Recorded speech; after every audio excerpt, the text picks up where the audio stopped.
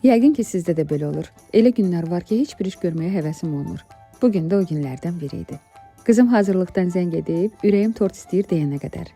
Açığı tortu hazırlamaq üçün evdə yetəri qədər ərzaq da yox idi. Düşündüm ki, əlimdə olanlardan maraqlı bir tort hazırlayım. Bu arada öncədən deyim ki, anidən qonaqlarınız gələrsə və ya ürəyiniz tort istəyərsə bunu hazırlayın. İnanın ki, peçenyədən hazırlandığı belə hiss olunmayacaq. Burada 500 qram peçenyədən istifadə etdim. Burada isə 300 qram bişmiş qatlaşdırılmış süd və 500 qram xamadan istifadə edib mikserlə qarışdıracağam. Tortun hazırlanması cəmi 2 etapdan ibarət olduğuna görə istər kişilər, istər uşaqlar da hazırlaya bilərlər.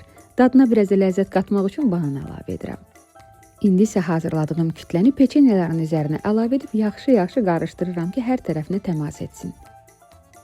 Əvvəlcədən xəbərdarlıq edim ki, o qədər ləzzətli alınır ki, bəzən hələ qablaşdırmamış üzərindən yeyə də bilərsiniz. Vəssalam, kütləmiz hazırdır, istədiyiniz qəlbə yerləşdirə bilərsiniz. Mən belə bir yumru tort qabına yerləşdirdim, üzərindən bastım və hamarladım. Hamarladıqdan sonra üzəri əsl torta bənzəsin deyə şokoladlı vafilləri blenderdan keçirib üzərinə səpəcəm. Mən çox xırda sevmədiyim üçün biraz iri buraxdım, siz istəsəniz daha da xırda edə bilərsiniz.